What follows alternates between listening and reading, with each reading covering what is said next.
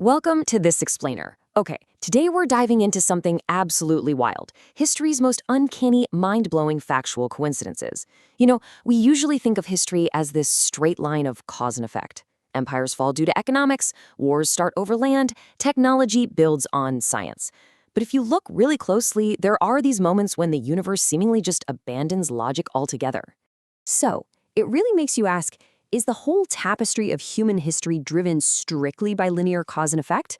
Or does the universe sometimes just throw out the rulebook and pick up a Hollywood script to deliver some heavy-handed irony?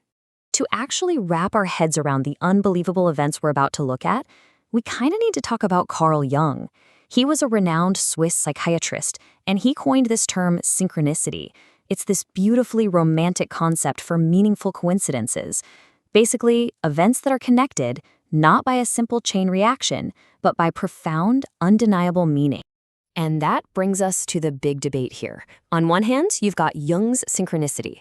But on the other hand, skeptics and mathematicians will hit you with the law of truly large numbers.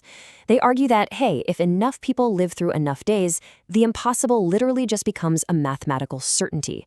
So are the stories we're going to look at destiny or just statistical inevitabilities? Let's get into it. Section 1. The tides of war, the chaos of conflict. Okay, consider the absolutely bizarre sequence of events that kicked off World War I with the assassination of Archduke Franz Ferdinand in 1914. Get this. First, an initial assassination attempt completely fails. A bomb literally bounces off his car.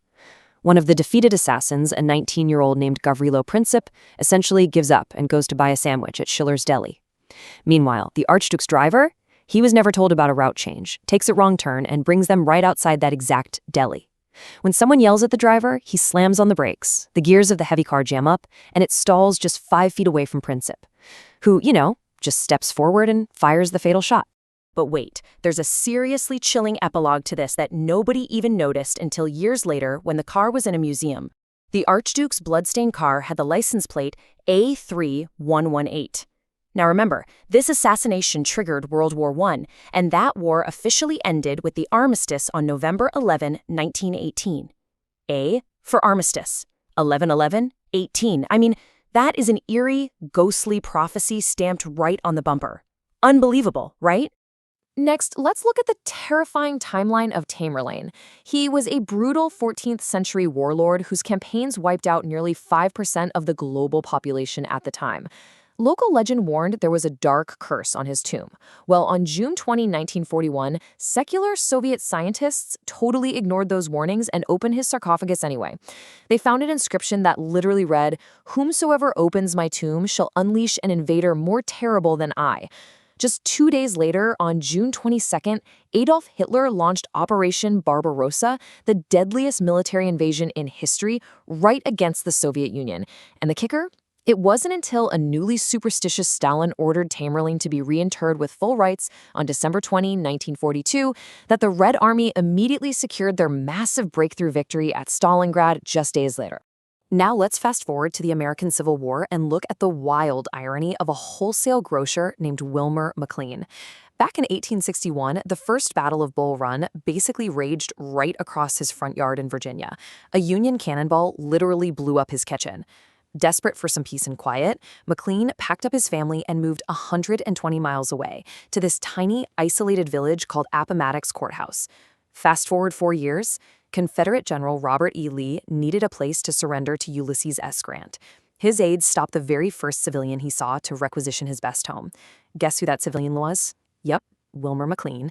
Lee formally surrendered in McLean's new parlor, turning McLean's famous claim that the war began in his front yard and ended in his parlor into literal historical fact. Section 2. Eerie forewarnings and tragedies. Fiction bleeding into reality.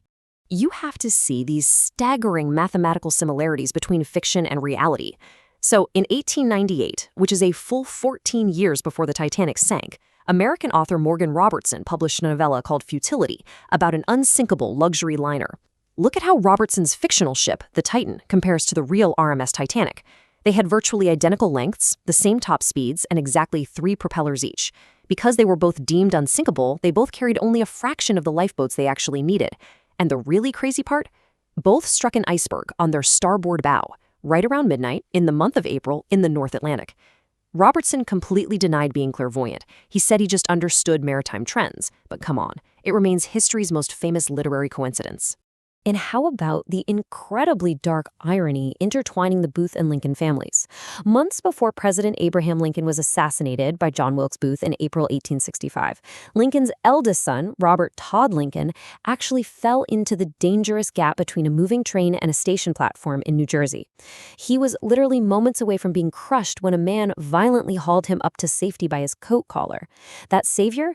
It was Edwin Booth, the most famous stage actor in America at the time, and, you guessed it, the older brother of John Wilkes Booth.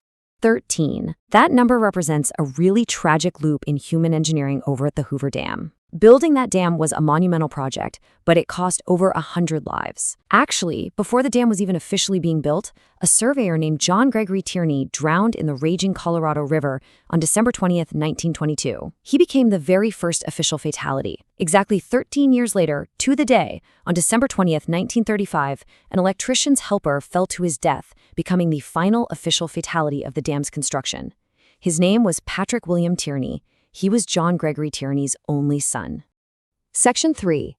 Defying Death and Disaster, Miraculous Survival. Check out the absolutely unbelievable survival record of Violet Jessup, who was an ocean liner stewardess and nurse. So she was aboard the RMS Olympic in 1911 when it collided with a warship and nearly sank. Unfazed, she transferred to its sister ship, the Titanic, in 1912. We all know how that went. She escaped the disaster in Lifeboat 16. Then, during World War I, she served on the third sister ship, the Britannic.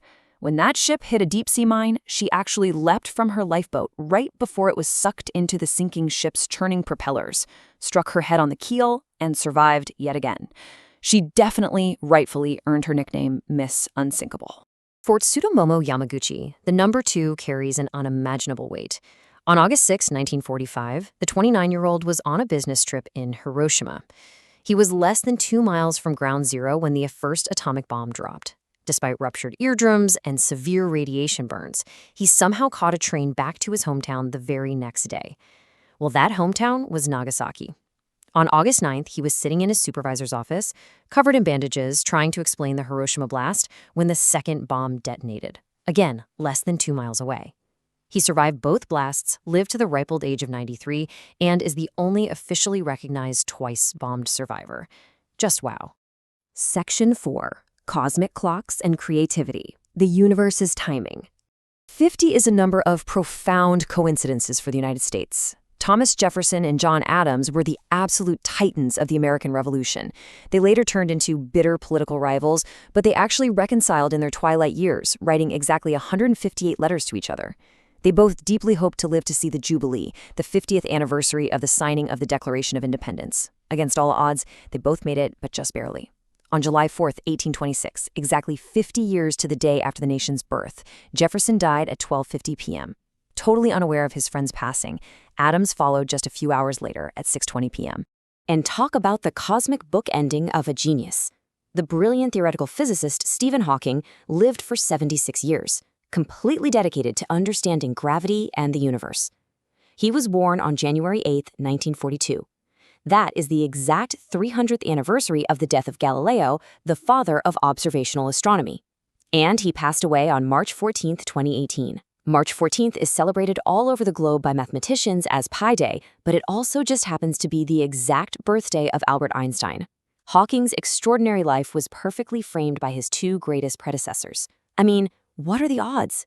Here is a case of pure, unexplainable creative synchronicity. On March 12, 1951, an American cartoonist named Hank Ketchum published a comic about a mischievous little boy causing havoc, and he called it Dennis the Menace. On that exact same day, British cartoonist David Law published a comic strip in the Beano magazine about a mischievous little boy causing havoc, and he also named it Dennis the Menace. There was no internet back then. These creators had zero prior knowledge of each other. Yet separated by the entire Atlantic Ocean, they debuted the exact same concept with the exact same name on the exact same day.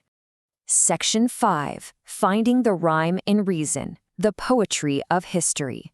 This next one might just be the ultimate example of history's poetry. The great American humorist Mark Twain was born in 1835. That was the exact same year the spectacular Halley's Comet blazed across the sky. In 1909, he made this stunning prediction to his biographer.